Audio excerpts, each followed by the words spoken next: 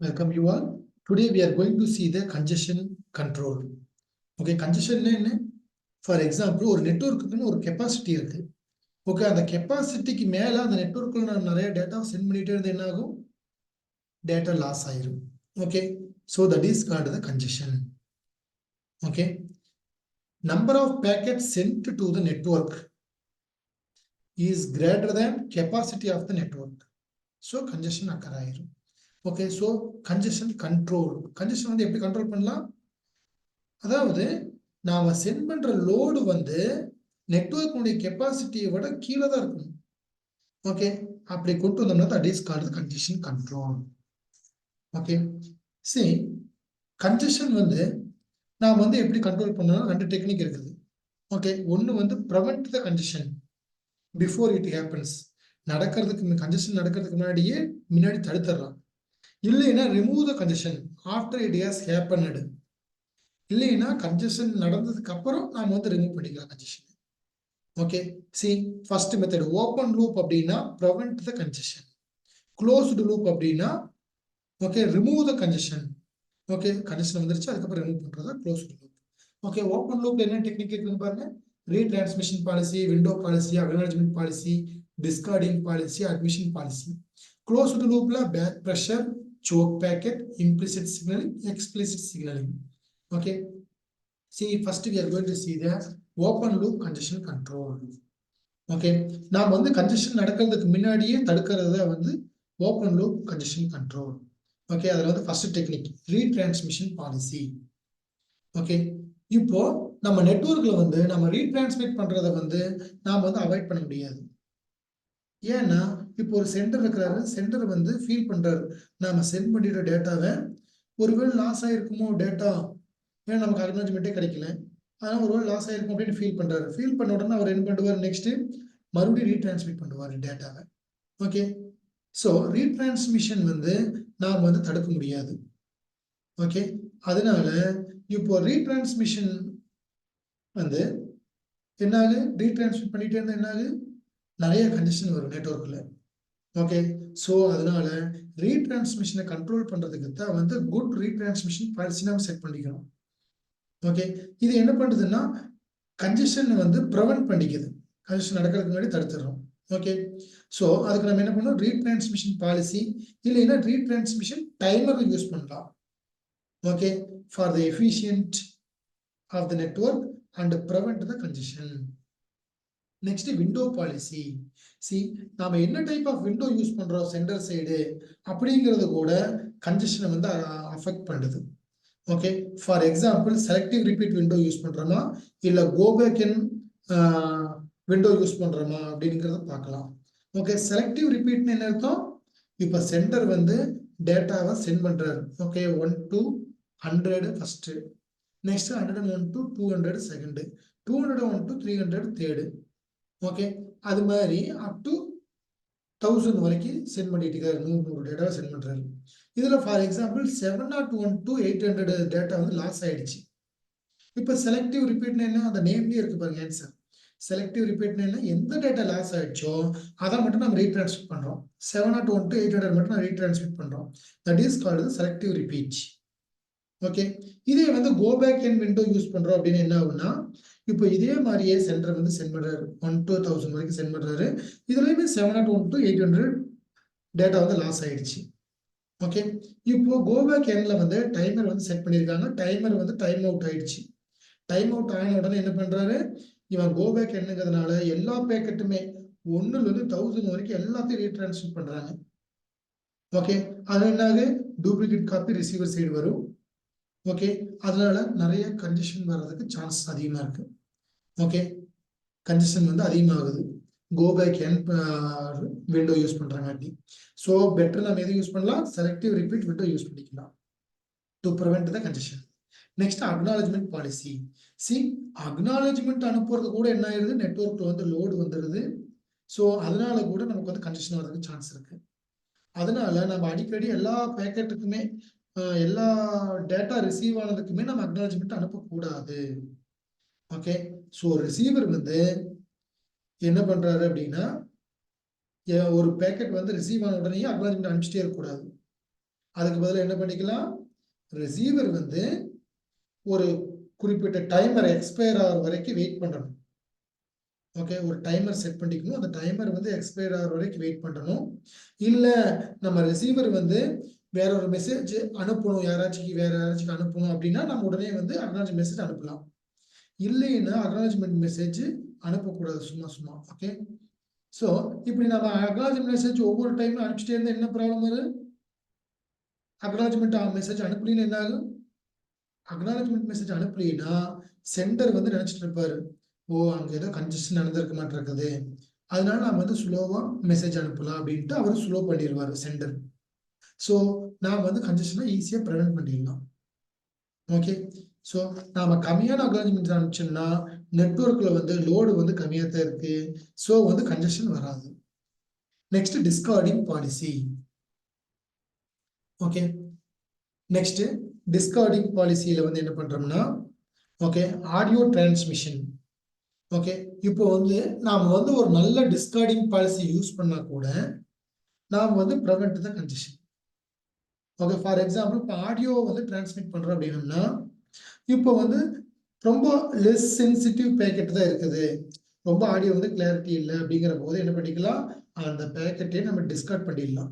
Okay, we no need to send the package. Okay, ஏன்னா அது வந்து கன்ஜெஷன் வர்றதுக்கு சான்ஸ் இருக்குது அப்படிங்கிற மாதிரி இருந்துச்சு அப்படின்னா நாம வந்து என்ன பண்ணிடுறோம், அதை வந்து அனுப்பாமலே விட்டுறோம். Okay, next admission policy. சரி, அட்மிஷன் பாலிசின்னா என்னன்னா, இப்போ நாம வந்து விர்ச்சுவல் சர்க்யூட் நெட்வொர்க்கில் கன்ஜெஷன் வராம ப்ரிவென்ட் பண்றதுக்கு தான் நம்ம அட்மிஷன் பாலிசி யூஸ் பண்றோம்.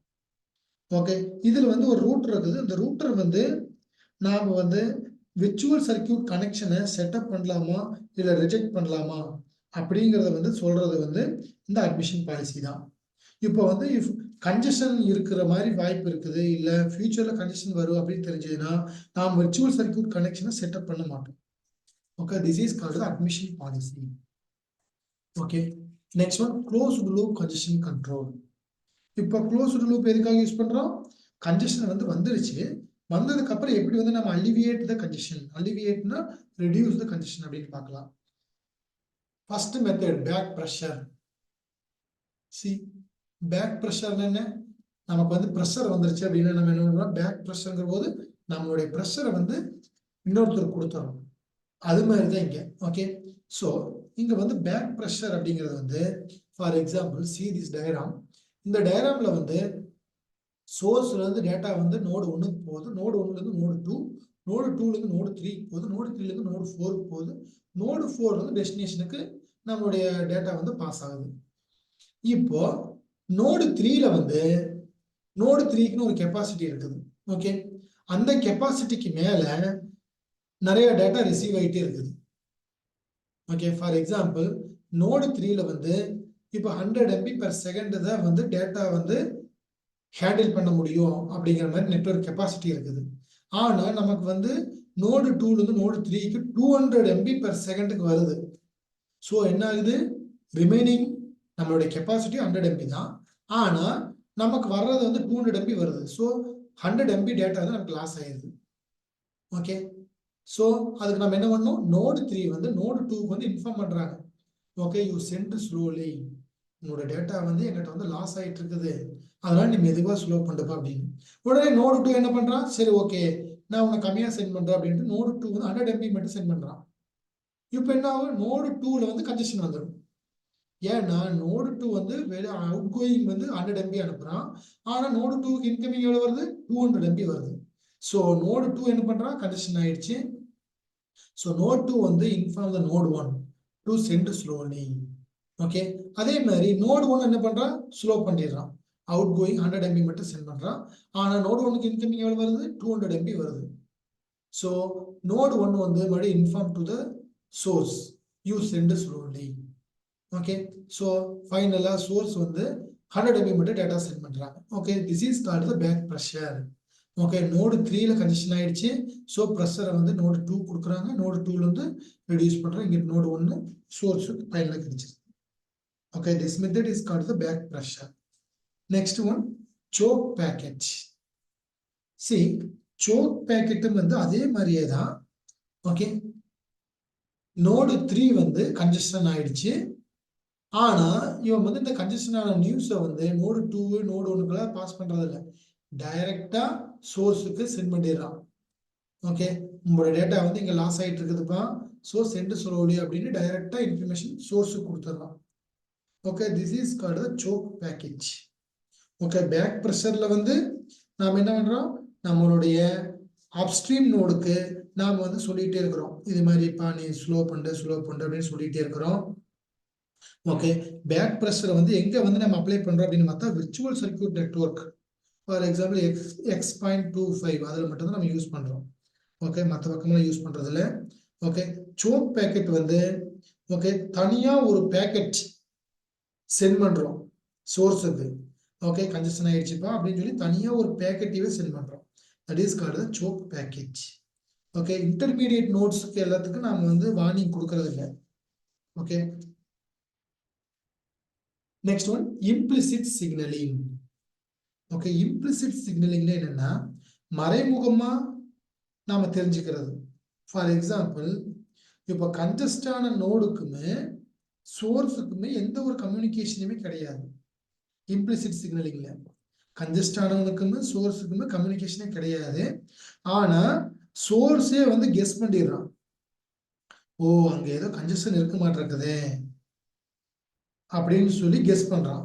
எப்படி வந்து கெஸ் பண்ணுவாங்க, எந்த சிம்டம்ஸ் வச்சு கெஸ் பண்ணுவான் சோர்ஸ்.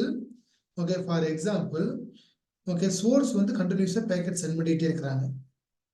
ஓகே, ஆனா ரிசீவர்ட்டு வந்து நமக்கு அக்னாலஜ்மெண்ட்டே வரல கொஞ்ச நேரத்துக்கு. ஸோ சோர்ஸ் வந்து அஷ்யூம் பண்ணிக்குவான், ஓ நெட்வொர்க் வந்து கன்ஜஸ்டட் ஆயிடுச்சு. இன்னொரு சுச்சுவேஷன் இருக்குது, delay in receiving acknowledgement. Okay, for example, source வந்து கண்டினியூஸாக பேக்கெட் சென்ட் பண்ணிட்டே இருக்கிறாங்க, ஆனால் அக்னாலஜ்மெண்ட் நமக்கு எப்படி கிடைக்குது, டிலேவாக கிடைக்குது, ரொம்ப லேட்டாக கிடைக்குது. ரொம்ப லேட்டாக கிடைச்சுன்னா நம்ம என்ன நினச்சிக்கலாம், ஓ நெட்வொர்க்கு கன்ஜஸ்டட் ஆயிடுச்சு, அதனால நாம் வந்து ஸ்லோ பண்ணிக்கலாம் அப்படின்னு சொல்லி சோர்ஸ் ஆட்டோமேட்டிக்காக ஸ்லோ பண்ணியிருக்கோம். This is called the implicit signalling. Next one explicit signalling. C, இந்த எக்ஸ்பிளிசிட் சிக்னலிங்ல வந்து கன்ஜஸ்டான நோடு வந்து ஒரு சிக்னல் வந்து பாஸ் பண்றாங்க சோர்ஸுக்கு இல்லைன்னா டெஸ்டினேஷனுக்கு ஒரு சிக்னல் வந்து பாஸ் பண்றாங்க. ஓகே, இப்போ சோக் பேக்கெட்டுக்குமே எக்ஸ்பிளிசிட் சிக்னலிங்க்கு என்ன டிஃபரன்ஸ் பார்த்துக்கலாம். சோக் பேக்கெட்ல வந்து ஒரு செப்பரேட்டா ஒரு பேக்கெட்டையே நம்ம யூஸ் பண்றோம். ஓகே, இது மாதிரி கன்ஜஸ்டட் ஆயிடுச்சுப்பா, யூ சென்ட் ஸ்லோலி அப்படின்னு நாம் வந்து செப்பரேட் பேக்கெட்டை யூஸ் பண்றோம் டு த சென்டர். ஓகே, ஆனா எக்ஸ்பிளிசிட் சிக்னலிங்ல வந்து சிக்னல் வந்து நம்ம பேக்கெட் கூடவே இன்க்ளூட் பண்ணி நாம் வந்து அனுப்பிச்சிடணும். ஓகே, தனியா வந்து பேக்கெட் அனுப்புறது இல்லை, நம்ம பேக்கெட் கூடவே சிக்னலையும் அட்டாச் பண்ணி அனுப்பிச்சிடணும். ஓகே, இது நம்ம எக்ஸ்பிளிசிட் சிக்னலிங் வந்து எங்க யூஸ் பண்றோம்னா ஃப்ரேம் ரிலேல யூஸ் பண்றோம். ஓகே, இதுல வந்து ரெண்டு வெரைட்டி இருக்கு, backward signalling and forward signalling. Okay, இப்போ பேக்வர்ட் சிக்னலிங் அப்படின்னு என்னன்னா நம்ம பேக்கெட் கூடவே ஒரு பிட் அட்டாச் பண்ணி ஓகே நாம் வந்து கன்ஜெஷன் எங்க நடந்துச்சோ அதுக்கு ஆப்போசிட் டைரக்ஷன் அனுப்பிச்சிடணும். That is called the backward signalling.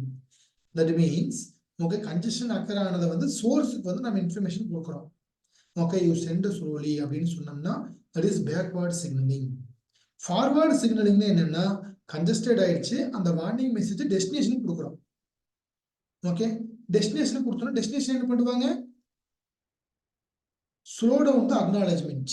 Acknowledgement அனுப்புறது வந்து ஸ்லோவா அனுப்புவாங்க சென்டருக்கு.